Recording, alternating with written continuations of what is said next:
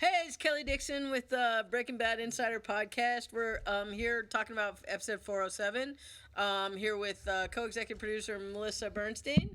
Hello. Betsy Brandt. Hi. Director Peter Gould. Hey. And writer Peter Gould. And writer Peter Gould.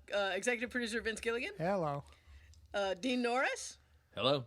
And Michelle McLaren. Executive producer Michelle McLaren. Hello. Thanks, everybody, for coming this afternoon. Thank you. Thanks for having us, Kelly.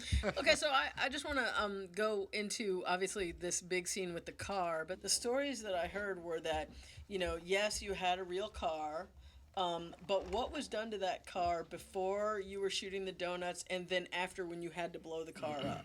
Oh well, this was a really involved sequence for a lot of reasons. This was we ended up taking probably a studio movie would have shot this for a couple of weeks, and Probably. we did this in a day. We had a lot of there are actually three challengers in the sequence. There's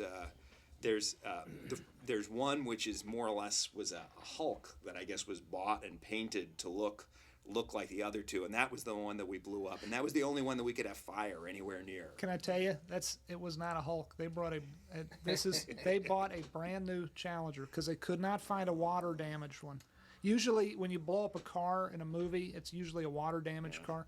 They donate those to the military now. Yeah. They donated to the military. We bought a new car. Well, with this car we blew up, unfortunately, it was a brand new, right off the showroom floor car. I and blocked then this out. Yeah, I know. Well, I know it sounds wasteful, but what our wonderful Teamsters did,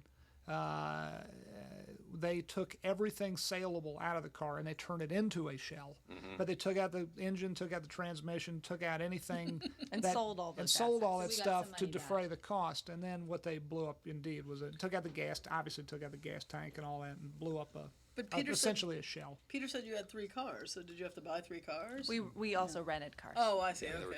But they had to be adjusted. That's not the right word, but things had to be done to make them all match. To make them all match, Yeah. right? Was it another unit that went out there to shoot the outside of the car when Walt is actually driving? No, we start. I mean, not to get too technical, but part of the challenge of the sequence was that we had to shoot the explosion early in the day because in Albuquerque in the winter the winds start hitting up, and so we had the first thing. Really, I had to get anything that involved the car, any flames near the car, or the car blowing up. I had to get that right away, and that was we knew that was. And the winds were already too high. We almost weren't able to use the equipment that we had. It was very touch and go. And when you say that, you mean as in the fire department who was there will tell you you can't do it. And also the crane Right. shot too, Yes. because the crane was up high, the camera's going to move. We had this Yeah. gigantic condor that was up, I don't know, was it 80, 100 feet that was looking straight down. So it was a touch and go. And if you started going through the sequence with a fine-tooth comb, you could probably detect that some of the shots are done basically at dawn. And some of them are the sun might be up a little further, but that was it was, let me tell you, it was cold. What about this scene? I love the scene it's been a long time since we've seen Stephen Michael Quezada, who plays Gomez. It's the first time this season. It's great seeing him again. He's got a new look. A whole new do. Yeah, got a Yes. whole, and he looks good. He looks good with a goatee. And I love that scene. He's waiting.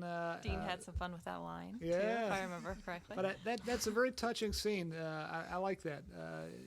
I love that scene. I love seeing you too. The scene where he's waiting in the lobby of the the DEA building, and Betsy Marie is helping in Hank, and you're so very protective of him. That's very sweet. I like that. She loves him. We're not sure why some days, but she does. Wow, that's sweet. Well, it's in a weird way. It's the one ray of light in the season is that at this point their relationship is actually getting a little bit better. Yeah. And where it was, It's sweet. You know you love me. You know you do.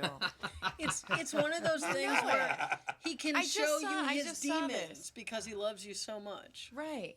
Great. You saw I'm it for lucky looping. lady. I saw it for looping. Yeah, and Dean's gonna make fun of me for years to come.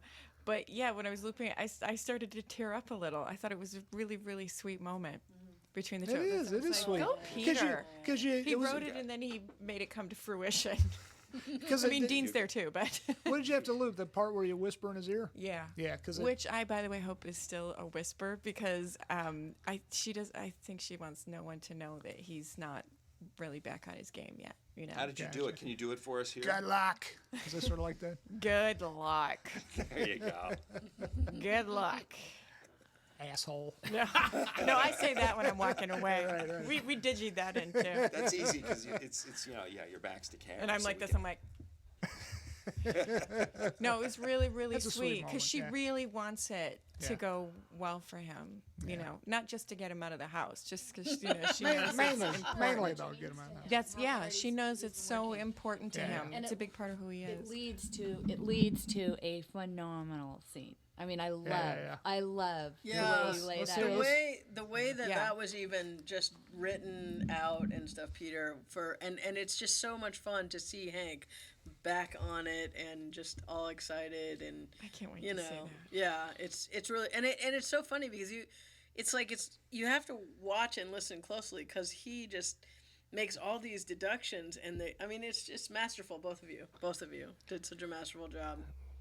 I mean, I have That to was say, a long motherfucking monologue. How many pages was And that? you don't And, they like were to so, rehearse. and the names of these damn companies, man. Where did you come up with these? God, Well, wasn't one of them well, we your sit in the idea, writers' room Peter? saying, now we're Yeah. because we know that you'd never gone up on your lines ever in the history of the show. Yeah. And so basically, this entire season, we were like, how can we Yeah. how can we find? So we'll just do a sheer volume. Yeah. But in all seriousness, we figure out the story, and then you write it. And I realized as I was putting my directing hat on, my episode, which has all this, cars blowing up and video games, it ends basically a 5-page monologue Yeah. with a guy One place. sitting who can't move. Right. It's great because you feel really bad for Hank because he lays this whole thing out, and then the guys shoot it down, and you think, oh man, he's blown it again. But then you come out Yeah. with the kicker at the end. Yeah. Yeah, Well, that was a great. That was the one piece of directing actually that Peter did that worked for me. he gave me that right. Is that what we were talking about? Where he pulls out. You said that. So what if we actually go all the way? Because I never know as an actor. Yeah. That's I would never want to be a director. I like people telling me what to do. And right? Is that what we're talking about? Where Yeah. he pulls it out at the end. Yeah. And that was Pull it that out. was You his. put, I whipped it out put at the one end. folder away. I'm going to Yeah. ignore that. Put one folder away, and then you pull out Pull it your out because I killer- wasn't your sure if that killer would have been evidence. too much, but I wasn't sure if that was too. But that was his direction. The ending is fantastic. his It's the direction. Columbo moment. It's just Right, right. it's just like, oh snap! Oh man! Oh yeah! Suck on this, DEA. All right. Well, thanks you guys for giving up your Sunday and coming in and talking to us about episode number 407, titled "Problem Dog," directed and written by Peter Gould. dog. No. Dog. No. Problem Dog. Is it too late to change that? No. Everything's negotiable, Everything's negotiable. right? It's true. So thank you, Talk to us Melissa, Betsy, Peter, Michelle, Dean, Vince. Thank you. Thanks, Callie. Thanks, Yeah. Kelly. All right, everybody, go break bad. See you next Yay. week.